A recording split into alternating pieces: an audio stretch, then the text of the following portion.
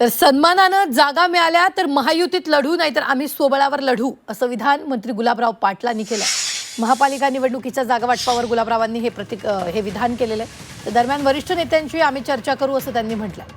महसूल मंत्री चंद्रशेखर बावनकुळेंनी पाटील यांच्या विधानावरही भाष्य केलेलं आहे।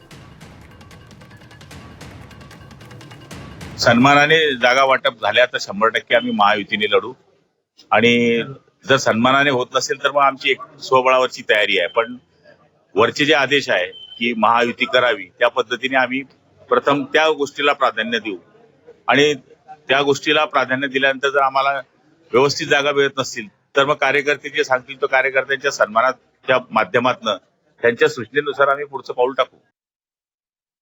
गुलाबराव पाटलांनी जळगावमध्ये म्हटलं तर सन्मान दिला नाही तर आम्ही स्वबळावर लढू।